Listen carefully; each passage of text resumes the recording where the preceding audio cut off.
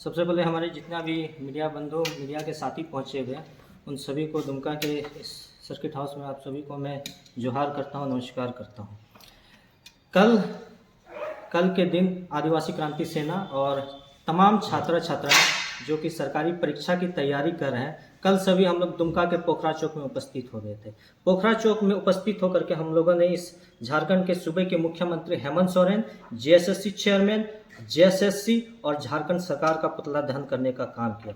जिस प्रकार का ये प्रकरण सामने आया है, जिस प्रकार की ये घटना घटित हुई है, जैसे पेपर लीक हुई है, इसको लेकर के तमाम छात्र और छात्राओं के बीच एक आक्रोश का माहौल है, गुस्सा है, एक उबाल है और मन ही मन में दुखी है कि इतने संघर्ष के बाद, इतने लंबे पढ़ाई करने के बाद जब एग्ज़ाम ली जाती है तो उनको पता चलता है कि उनका ये पेपर लीक हो गया है। तकरीबन 8 साल के बाद छात्रों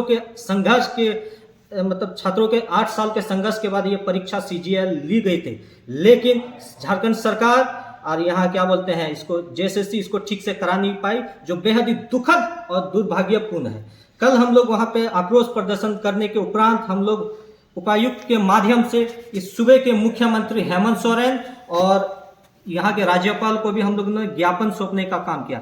ज्ञापन में हम लोग ने कुछ मांगे रखी। सर्वप्रथम हमारी मांगे थी कि जो 28 तारीख को जो परीक्षा ली गई और जो 4 तारीख को जो परीक्षा ली जाने वाली है, दोनों परीक्षा को सिरे से निरस्त किया जाए, क्योंकि 28 तारीख का पेपर अगर लीक हो सकता है तो बहुत संभावना है कि 4 तारीख की परीक्षा भी लीक हो सकती है। अगर 28 तारीख को पेपर बेचा जा सकता है तो 4 तारीख को भी संभावना है कि पेपर बेचा जा सकता है। 28 तारीख को अगर कोई पेपर खरीद सकता है तो 4 तारीख को भी पेपर खरीदा जा सकता है। और हमने देखा कि खाली पेपर 3 का ये क्या बोलते हैं उसको कैंसिल किया गया, लेकिन हमारी मांगे हैं कि 1-2 को भी उसको कैंसिल किया जाए। जो 25-30 लाख रुपया ले करके सीट अगर खरीद सकता है तो वो खाली पेपर 3 का क्यों खरीदेगा, वो पेपर 1 और पेपर 2 भी खरीदेगा। इसलिए हमारी मांग है कि सारा 28 और 4 जो परीक्षा आयोजित होने वाली इसको रद्द किया जाए। और हमारी दूसरी मांग थी कि इसको सीबीआई जांच कराया जाए, झारखंड की किसी भी एजेंसी से नहीं, क्योंकि अब यहाँ के छात्रों छात्राओं और यहाँ की जनता को झारखंड सरकार और झारखंड की एजेंसियों पे भरोसा नहीं है। अगर हम निष्पक्ष जांच चाहते हैं, झारखंड सरकार अगर चाहती है कि छात्रों के हित में हो, छात्रों के न्याय में हो, तो इसको सीबीआई जांच कराए। और हाल में ही हेमंत सोरेन ने एक विधेयक लाया था, उस विधेयक का नाम था झारखंड प्रतियोगिता परीक्षा विधेयक 2023, जिसमें करोड़ों का सजा का प्रावधान था, उम्र कैद का उसमें प्रावधान था। तो हमारी मांग है कि अगर झारखंड सरकार ने इस विधेयक को अगर पास किया है तो इसको जितना भी दोषी है उसके ऊपर लागू करे और उन्हें जेल भेजे और उन्हें कड़ी से कड़ी सजा दिलाए। अगर हेमंत सोरेन चाहती है कि छात्र हित में हो, छात्र के न्याय में हो, तो इस कानून को लागू करके एक मिसाल कायम करे।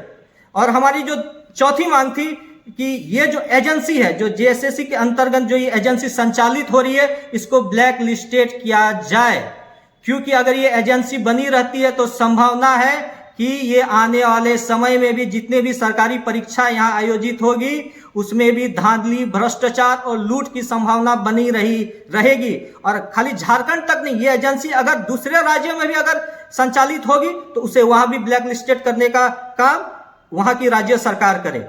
और इस परीक्षा में लीक ना हो, चोरी ना हो, भ्रष्टाचार ना हो और इस परीक्षा में पारदर्शिता बने रहे, इसलिए इसके लिए हमारी मांग है कि इसको सीबीटी मोड में किया जाए, मतलब कंप्यूटर बेस्ड टेस्ट के माध्यम से इसको किया जाए।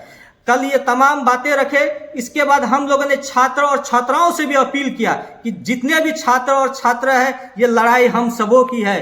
कि छात्र और छात्रा ही नहीं, उनके जो गार्जियन है, जो झारखंड के तमाम जनमानस है, उनसे भी एक अपील है, हमारी मांग है कि आइए हमारे साथ इस लड़ाई में, इस संघर्ष में हम लोगों का साथ दीजिए, क्योंकि ये पहली बार नहीं हुआ है कि झारखंड का इतिहास रहा है, 23 सालों का इतिहास रहा है, ये पहली बार नहीं। आप जेएसएससी लीजिए, जेपीएससी लीजिए या कोई भी एग्जाम लीजिए, हाल फिलहाल में जो जेई का एग्जाम हुआ था उसको भी ठंडे बस्ते में डाल दिया गया था, उसमें भी इसी तरह का धांधली और इसी प्रकार का लूट और भ्रष्टाचार हुआ था। यहाँ के छात्र छात्राएं कब तक इस चीज को बर्दाश्त करेंगे? ये बर्दाश्त से बाहर होने लगा है, पानी सर के ऊपर जाने लगा है। हमारी मांग है कि झारखंड सरकार सचेत हो जाए, सजग हो जाए, अन्यथा यहाँ के छात्र उग्र आंदोलन के लिए बाध्य हो जाएंगे। छात्र जब भी आए हैं, आंदोलन किए हैं, तब तक सरकार को उसका मुआवजा झेलना पड़ा है।